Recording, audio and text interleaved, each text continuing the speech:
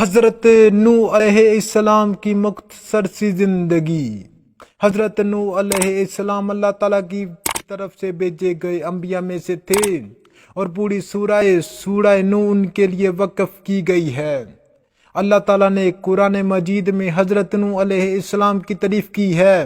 اللہ کے شکر گزار بندے اور اللہ کے سچے رسول، اب جیسا کہ ہم حضرت نوح علیہ السلام کے قصے کے بارے میں بات کرتے ہیں، بہت سے واقعات ہیں جو اس کے آخر تک نشان زد ہیں۔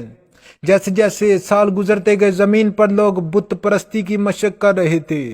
یہ عمل اس طرح عمل میں آیا کہ جب بھی کسی نیک آدمی کا انتقال ہوتا تو ان کی یادگاری کے لیے مجسمے بنائے جاتے۔ آنے والی نسلوں نے انہیں دیوتا سمجھ کر ان کی پوجا شروع کر دی۔ ان کا ماننا تھا کہ یہ دیوتا ان کے لیے اچھائی لائیں گے، برائی سے ان کی حفاظت کریں گے اور ان کی تمام ضروریات پوری کریں گے۔ انہوں نے اپنے بتوں کے نام رکھے جیسے وڈان، نصران وغیرہ۔ اصل میں یہ ان نیک لوگوں کے نام تھے جو ان کے درمیان رہ چکے تھے۔ اس کے بعد اللہ تعالیٰ نے حضرت نوح علیہ السلام کو بھیجا کہ وہ اپنی قوم کو اللہ کے راستے پر واپس لائیں۔ وہ ایک بہترین مقرر اور بہت صبر کرنے والے انسان تھے۔ وہ اپنی قوم کو زندگی کے اسرار اور کائنات کے عجائبات بتاتے تھے۔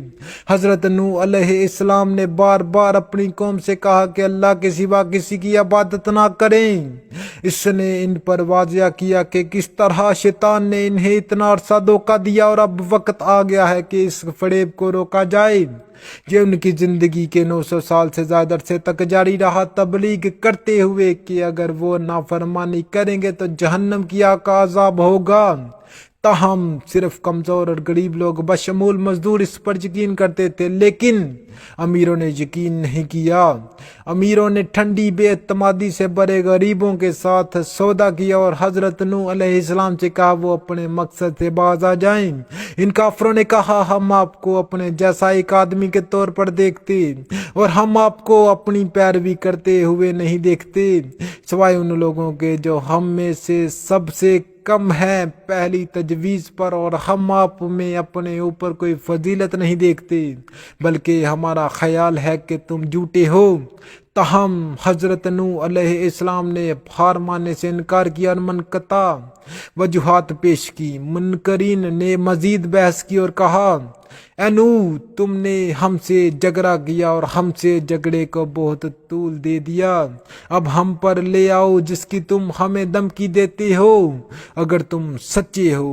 حضرت نوح علیہ السلام نے فرمایا یہ عذاب تم پر اللہ ہی لائے گا اگر وہ چاہے گا، پھر تم نہیں بچو گے اور میری نصیحت تمہیں کوئی فائدہ نہیں دے گی، اگرچہ میں تمہیں اچھی نصیحت کرنا چاہوں۔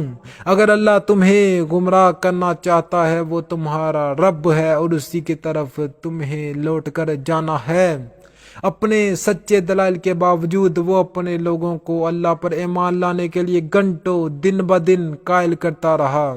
مزید یہ کہ جب بھی آپ نے انہیں اللہ کی طرف بلایا تو وہ یا تو اس سے بھاگے یا کانوں میں انگلیاں ٹھونس کر حق سننے میں غرور کرنے لگے۔ مجموعی طور پر اسے اوور ٹائم احساس ہوا کہ یقیناً اس کی کوششیں بیکار تھیں۔ نتیجتاً وہ تھکا ہوا اور اداس ہو گیا۔ اللہ سبحانہ و تعالیٰ سے کافروں کو ہلاک کرنے کی درخواست کی، جیسا کہ قرآن کہتا ہے، اور نوح نے کہا اے میرے رب، زمین پر کافروں میں سے کسی کو نہ چھوڑنا، اگر تو نے ان کو چھوڑ دیا تو وہ تیرے بندوں کو گمراہ کریں گے اور ان سے بدکار کافروں کے سوا کوئی پیدا نہیں ہوگا۔ پھر اللہ تعالیٰ نے ان کی دعا قبول فرمائی اور حضرت نوح علیہ السلام سے کہا کہ وہ لکڑی اور اداروں سے سمندر سے دور کشتی بنائیں۔ جب کافروں نے ان تیاریوں کو دیکھا تو وہ اس کا مذاق اڑانے لگے کہ وہ پاگل ہو گیا ہے، جیسا کہ قرآن کہتا ہے، اور کشتی کو ہماری نظروں کے نیچے اور ہمارے الہام سے بناؤ اور مجھ سے ان لوگوں کی طرف سے خطاب نہ کرو جنہوں نے ظلم کیا، وہ یقیناً غرق ہونے والے ہیں۔ کفار کے طعنوں کا جواب دینے کے لیے حضرت نوح علیہ السلام نے فرمایا اور تم جان لو گے کہ کس کو ایسا عذاب ملے گا جو اسے زمین پر رسوا کرے گا اور کس پر آخرت میں دائمی عذاب نازل ہوگا۔ बिलाकर जब कश्ती बनी तो हजरत नूह अलैहिस्सलाम और उनके मोमनीन ने सब्र के साथ अल्लाह ताला के हुक्म का इंतजार किया। अल्लाह ताला ने इस पर वही की कि जब हजरत नूह अलैहिस्सलाम के घर के तनूर से मौजज़ाना तौर पर पानी निकलेगा तो ये सैलाब के आगाज की अलामत होगी और हजरत नूह अलैहिस्सलाम के कदम उठाने की अलामत होगी। आया और पानी मौजज़ाना तौर पर मकीनों पर बरसा जिसके नतीजे में शदीद बारिश हुई। हजरत नूह अलैहिस्सलाम ने कश्ती को खोला और मोमनों और जानवरों को अंदर आने की इजाज़त दी जिसमें तकरीबन 80 अफराद थे। इंसान और जानवर ऐसे जोड़े थे कि इनकी नस्लें परवान चढ़े और मदूम ना हो। हजरत नूह अलैहिस्सलाम की बीवी और उनके एक बेटे समेत काफिर उनके पुकारने के बावजूद दाखिल ना हुए। हजरत नूह अलैहिस्सलाम ने फरमाया, ए मेरे बेटे, हमारे साथ सवार हो जाओ और काफिरों के साथ ना हो रहो। ताहम उसके बेटे ने एक ना सुनी और कहा, मैं पानी से बचाने के लिए पहाड़ पर पनाह लूंगा। नूह ने कहा कि आज अल्लाह के हुक्म से कोई बचाने वाला नहीं सिवाय उसके जिस पर वो रहम करे, और उनके दरमियान मौजें आई और वो डूबने वालों में से था। आखिरकार लहरों ने तमाम काफिरों को अपनी लपेट में ले लिया जिसमें हजरत नूह अलैहिस्सलाम के बेटे और अहलिया भी शामिल थे।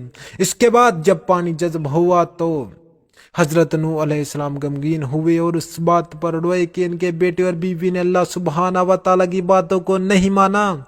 इसके बावजूद हजरत नूह अलैहिस्सलाम ने अल्लाह की रहमत के तलबगार थे। उसने कश्ती से सबको आज़ाद कर दिया और जिंदगी मामूल पर आ गई। आखिरकार हजरत नूह अलैहिस्सलाम का इंतकाल हो गया और उनकी अपने बेटे को आखिरी नसीहत ये थी कि अल्लाह ताला की इबादत करो बेटे।